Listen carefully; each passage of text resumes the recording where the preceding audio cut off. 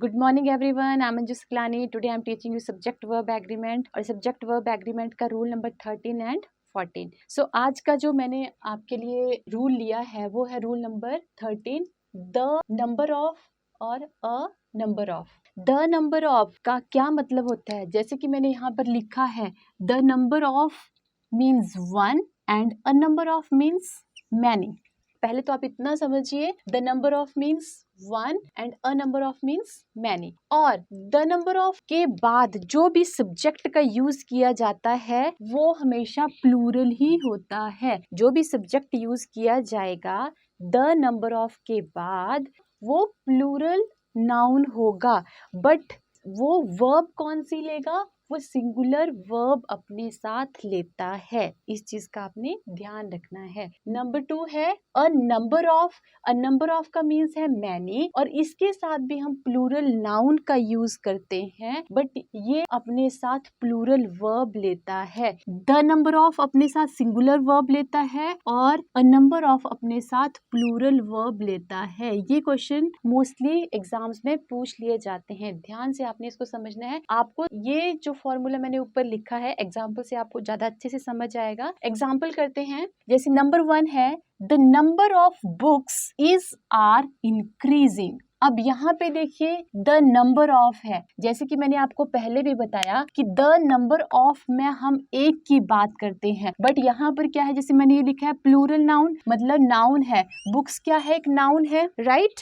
और नाउन ही क्या होता है? हमारे सेंटेंस का सब्जेक्ट होता है. तो ये हमारा सब्जेक्ट है. सब्जेक्ट हमारा ये नहीं है यहाँ पे. The number of books, books क्या है? हमारा सब्जेक्ट है जो प्लूरल है, राइट? प्लूरल है ये, और ये हमेशा क्या लेता है? सिंगुलर वर्ब लेता है. तो अगर आप इस रूल को अच्छे से समझ जाएंगे तो आपके लिए बहुत इजी हो जाएगा क्वेश्चंस को सॉल्व करना. The number of books is are नहीं आएगा, इंक्रीजिंग.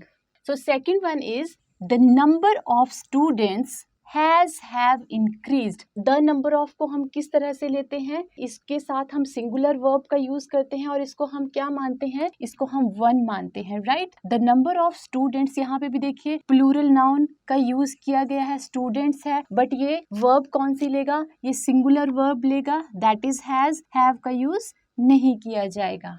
आई होप आपको ये चीज समझ आ गई होगी. एग्जाम्पल से आपको ज्यादा अच्छे से समझ आना था. Next one is a number of books is are missing from the library self. अब यहाँ पे देखिए कि नंबर ऑफ को हम किस तरह से मानते हैं? मैनी, मतलब बहुत सारी बुक्स की बात की गई है और इसके साथ भी प्लूरल नाउन का यूज किया जाता है. जो बुक्स है वो भी प्लूरल नाउन है और इसके साथ वर्ब कौन सी यूज होती है? प्लूरल वर्ब ही यूज होती है. तो यहाँ पर हम क्या यूज करेंगे? आर का यूज करेंगे, इज का यूज नहीं करेंगे. आई होप आपको ये चीज बहुत अच्छे से क्लियर हो गई होगी. नेक्स्ट एग्जाम्पल करते हैं. अ नंबर ऑफ स्टूडेंट्स अटेंड और अटेंड्स द वर्कशॉप रेगुलरली. अब यहाँ पर क्या है? अ नंबर ऑफ, हम बहुत सारे स्टूडेंट्स की बात कर रहे हैं और ये क्या लेता है? प्लूरल वर्ब लेता है. तो अकॉर्डिंग टू दैट रूल हमें क्या यूज करना है? हमें प्लूरल वर्ब का यूज करना है. और प्लूरल वर्ब क्या होती है? जिसमें एस और ई एस का यूज नहीं होता है. अगर आप ये वीडियो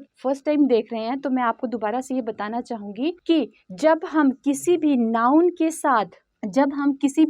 के साथ जैसे सपोज दैट पेन है, अगर पेन क्या है? एक नाउन है, नेम ऑफ अ थिंग है, ओके? और जब हम इसके साथ एस का यूज करेंगे तो वो प्लूरल बन जाएगी, राइट? अगर किसी वर्ब के साथ एस और ई एस का यूज किया जाता है तो वो सिंगुलर बन जाती है. जैसे मैंने यहाँ पे लिखा गो, और गो के साथ एस और ई एस का यूज किया तो वो गोज बना. और गोज हम कब यूज करेंगे? ही शी इट के साथ हम गोज का यूज करते हैं, और बाकी सब सब्जेक्ट के साथ आई वी यू दे, इनके साथ हम किस चीज का यूज करेंगे? हम गो का यूज करेंगे. आई भी सिंगुलर होता है बट उसमें क्या है कि ये एक्सेप्शनल होता है, इसके साथ हम हमेशा प्लूरल वर्ब का ही यूज करते हैं. आई और यू के साथ प्लूरल वर्ब का ही यूज होता है. और जो है गो, ये प्लूरल है, ये प्लूरल सब्जेक्ट के साथ यूज होती है, और ये सिंगुलर सब्जेक्ट के साथ यूज होता है गोज, और वो है ही, शी, इट के साथ। बाकी जितने और सब्जेक्ट हैं आई, वी, यू, दे, उन सब के साथ गो का यूज, मतलब पॉजिटिव फॉर्म जो है विदाउट एस और ई एस वाली जो फॉर्म है उसका यूज किया जाता है, राइट। तो यहाँ पर क्या है, नंबर ऑफ स्टूडेंट्स अटेंड और अटेंड्स। तो अटेंड्स हम किसके लिए यूज करते हैं, जब हम सिंगुलर सब्जेक्ट की बात करते हैं, बट यहाँ तो प्लूरल की बात हो रही है, तो हम किसका यूज करेंगे, एस या ई एस का यूज नहीं करेंगे, हम प्लूरल वर्ब का यूज करेंगे जो है attend, right. A number of students attend the workshop regularly. I hope आपको ये चीज समझ आ गई होगी। अगर आपको इसमें भी कंफ्यूजन है, अभी अगर आप डिटेल में जानना चाहते हैं इस पैटर्न के लिए कि यहाँ पे एस और ई एस का यूज जो है वो सिंगुलर सब्जेक्ट के साथ क्यों किया जाता है और प्लूरल सब्जेक्ट के साथ एस और ई एस का यूज नहीं किया जाता है, अगर आपको ये चीज जाननी है तो आप सब्जेक्ट वर्ब एग्रीमेंट का जो पार्ट 1 है उसमें मैंने आपको ये चीज डिटेल में करवाई है, आप वहां से जाकर उसको देख सकते हैं। Next one is the number of cars parked in the garden. क्या है, the number of plural subject का यूज हो गया, राइट। क्या लेगा ये अपने साथ, सिंगुलर वर्ब लेगा। विदाउट वेस्टिंग टाइम हम अपना उस रूल को देखेंगे और इसको यहाँ पे अप्लाई कर देंगे। The number of cars parked in the garden is increasing, because the number of के साथ कौन सा वर्ब यूज किया जाता है, सिंगुलर वर्ब का यूज किया जाता है, और वो है यहाँ पर is, right. Next one is a number of changes have has been made to the curriculum। Number of की बात की गई है, राइट। क्या यूज होगा, हैज या हैव, ऑब्वियसली हैव का यूज किया जाएगा। The number of changes have been made to the curriculum. I hope आपको ये चीज समझ आ रही होगी बहुत अच्छे से, और अगर आपको वीडियोस अच्छी लग रही है तो वीडियोस को लाइक भी कीजिए और अपने फ्रेंड्स के साथ शेयर भी कीजिए, ताकि और आपके फ्रेंड्स भी इन वीडियोस को देख के अपने जो आने वाले क्वेश्चंस है एग्जाम्स में उनके लिए उनको हेल्प मिले। Next one is the number of candidates running for office is are known. The number of की बात की गई है, आपने कैंडिडेट्स को नहीं देखना है, द नंबर ऑफ की बात की गई है। कौन सी वर्ब का यूज किया जाएगा, दैट इज इज का यूज किया जाएगा, आर का यूज नहीं होगा। The number of candidates running for the office is known. A number of options were considered before making a decision। अब यहाँ पर देखिए a number of की बात की गई है, किस चीज का यूज किया जाएगा, ऑब्वियसली वर्ब जो होगी हमारी प्लूरल होगी, तो यहाँ पे प्लूरल वर्ब कौन सी है, वर का यूज होगा, वॉज का यूज नहीं होगा, right. Next one is the number of questions in the quiz were challenging. अब इसमें देखिए द नंबर ऑफ क्वेश्चंस हैं, आपको क्वेश्चंस नहीं देखने हैं, आपको द नंबर ऑफ देखना है, और द नंबर ऑफ के साथ आप क्या यूज करते हैं, उसके साथ आप सिंगुलर वर्ब का यूज करेंगे, और वो है वॉज हमारा राइट आंसर है। Next one is there is are a number of participants in the competition. क्या आएगा इसमें, यहाँ पे है अ नंबर ऑफ, और अ नंबर ऑफ के साथ इसमें कंफ्यूज नहीं होना है आपने कि यहाँ पे देयर इज दिया है, नो, आपने ये चीज देखनी है, अ नंबर ऑफ दिया है, पार्टिसिपेंट्स में भी कंफ्यूज नहीं होना है, आपने सिर्फ रूल फॉलो करना है कि अ नंबर ऑफ है तो हम क्या यूज करेंगे, प्लूरल वर्ब का यूज करेंगे, देयर आर का यूज होगा, there are a number of participants in the competition. I hope आपको ये द नंबर ऑफ और अ नंबर ऑफ का जो कंसेप्ट है वो आपको क्लियर हो गया होगा। अगर आपको वीडियोस अच्छी लग रही हैं तो इनको अपने फ्रेंड्स के साथ शेयर भी कीजिए और बेल बटन को भी हिट कर दीजिए, और जल्दी से इसका एक स्क्रीनशॉट ले लीजिए। उसके बाद हम नेक्स्ट रूल करते हैं, रूल नंबर 14, राइट। तो इसका एक स्क्रीनशॉट ले लीजिए।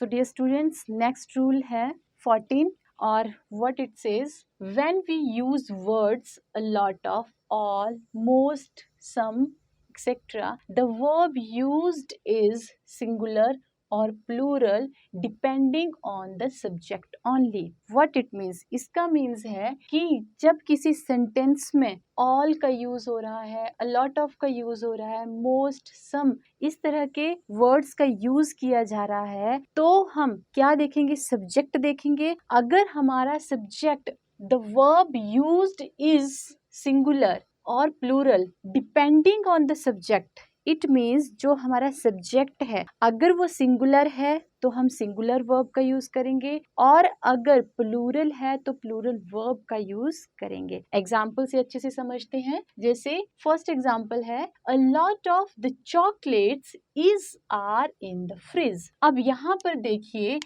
अ लॉट ऑफ लिखा है और अ लॉट ऑफ के बाद क्या है, जो सब्जेक्ट यूज किया जाएगा, जो सब्जेक्ट है यहाँ पे चॉकलेट्स है, प्लूरल है, तो प्लूरल के साथ हम क्या यूज करेंगे, प्लूरल सब्जेक्ट के साथ हम प्लूरल वर्ब का ही यूज करेंगे। जैसे कि यहाँ पे भी लिखा है सिंगुलर और plural depending on the subject, उसी के अकॉर्डिंग वर्ब का यूज किया जाएगा। तो यहाँ पे अ लॉट ऑफ के बाद चॉकलेट्स प्लूरल है, एक प्लूरल सब्जेक्ट है, तो यहाँ पर हम कौन सी वर्ब का यूज करेंगे, यहाँ पर हम आर का यूज करेंगे, इज का यूज नहीं करेंगे। राइट, नेक्स्ट एग्जाम्पल भी इसी की तरह है a lot of the chocolate is are in the fridge. यहाँ पर क्या था, यहाँ पर चॉकलेट्स था और यहाँ पर चॉकलेट है, यहाँ पर प्लूरल वर्ब का यूज किया गया है और यहाँ पर सिंगुलर वर्ब का यूज किया जाएगा। इट मीन्स हमारा जो पूरा का पूरा ये कॉन्सेप्ट है a lot of, most, all, some, ये किसके ऊपर डिपेंड करता है, इसके बाद जो सब्जेक्ट यूज किया जा रहा है उसके अकॉर्डिंग ही हम वर्ब का use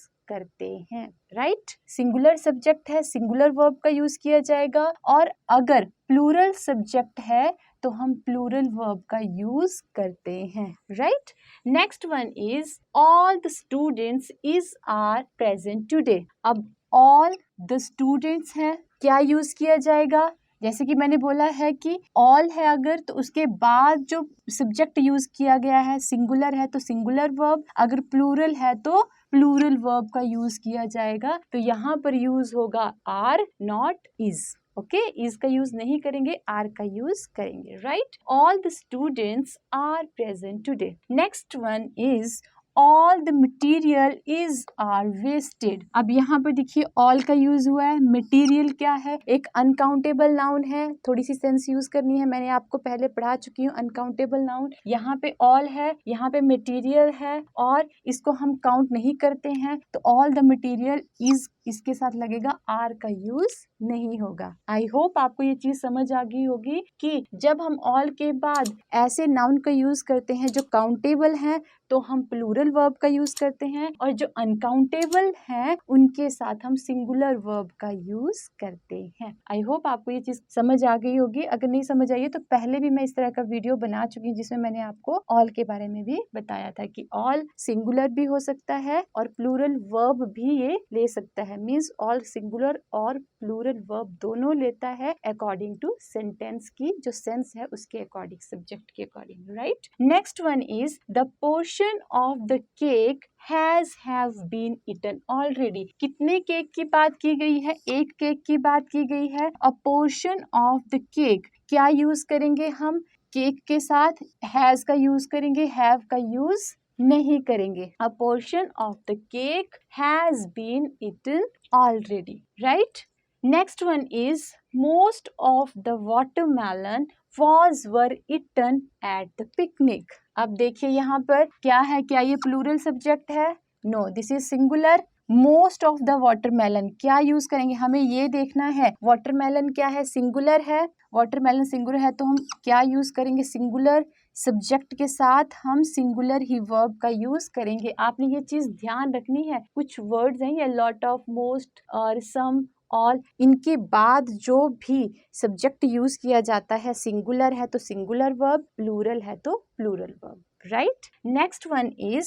most of the watermelon. अब यहाँ पे देखिए सिंगल था वाटरमेलन तो हमने वॉज का यूज किया। अब यहाँ पे देखिए most of the watermelons was या वर ईटन एट द पिकनिक। अब यहाँ पर क्या होगा, वाटरमेलन्स है तो हम किस चीज का यूज करेंगे, यहाँ पर वर का यूज करेंगे, वॉज का यूज नहीं होगा। Right, next one is some of the students have done work। some of the students की बात की गई है, क्या यूज करेंगे, has का यूज नहीं होगा, यहाँ पर यूज किया जाएगा have का। most of the students have done work। Okay, तो आई होप आपको ये चीज समझ आ गई होगी कि a lot of, all, most, some ये ऐसे वर्ड्स हैं जो अपने साथ सिंगुलर और प्लूरल दोनों ही वर्ब लेते हैं। डिपेंड करता है कि उसके बाद कौन सा सब्जेक्ट यूज किया गया है। अगर सिंगुलर है तो सिंगुलर वर्ब का यूज करेंगे और अगर प्लूरल सब्जेक्ट है तो प्लूरल वर्ब का यूज करेंगे। और अगर आपको वीडियोस अच्छी लग रही हैं तो वीडियोस को लाइक भी कीजिए और शेयर भी कीजिए, और अपने इस चैनल जिसका नाम है गौरिद्धि इंग्लिश क्लासरूम उसको सब्सक्राइब भी कर लीजिए। तो मिलते हैं इसी तरह की और वीडियोस में। Till then bye.